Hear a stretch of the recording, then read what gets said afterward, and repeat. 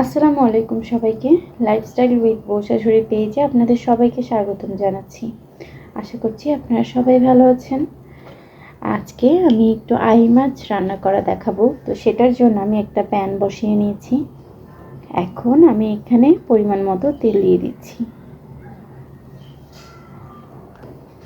তেল হালকা গরম হয়ে আসলে আমি এখানে আমার পরিমাণ মতো পেঁয়াজ বাটা দিয়ে দিচ্ছি।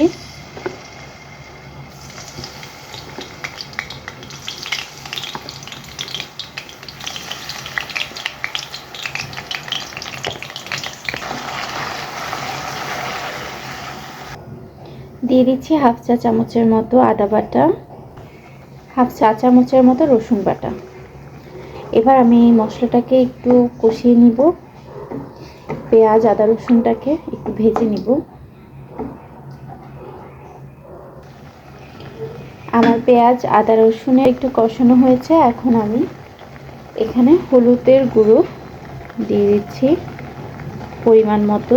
আপনারা আপনাদের তরকারির পরিমাণ অনুযায়ী এই মশলাগুলো দিবেন। মরিচের গুঁড়ো দিয়ে দিচ্ছি পরিমাণ মতো, দিয়ে দিচ্ছি ধনিয়ার গুঁড়ো। এখন আমি তেলের মধ্যে ভালো করে মশলাটাকে ভেজে নিব, মশলার যেন কোনো ধরনের কাঁচা ভাব না থাকে। দিয়ে দিচ্ছি সামান্য পরিমাণ পানি।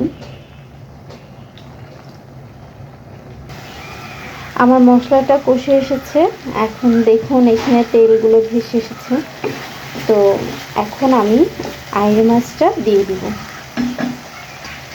আমি এই মাছটা না ভেজে রান্না করব, তার জন্য আমি এটাকে মশলার সাথে ভালো করে একটু কষিয়ে নেব।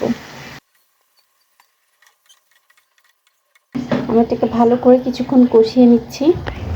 আমার মাছগুলো কষে এসেছে। এখন আমি পরিমাণ মতো ঝোল দিয়ে দিচ্ছি। আমার মাছ বলক চলে এসেছে। এখন আমি কয়েক টুকরো টমেটো দিয়ে দিচ্ছি। এখন আমি 2-3টে কাঁচামরিচ চিড়ে দিয়ে দিচ্ছি।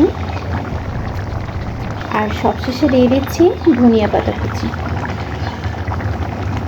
আপনার লাইফস্টাইল উইথ বউ শাশুড়ির পাশে থাকবেন, আমাদের সাথে থাকবেন, আমাদের জন্য দোয়া করবেন, আমাদের ইউটিউব চ্যানেলটি সাবস্ক্রাইব করে নেবেন, আর লাইক কমেন্ট ও শেয়ার করে আমাদের পাশে থাকবেন। এই যে আমাদের রান্না শেষ।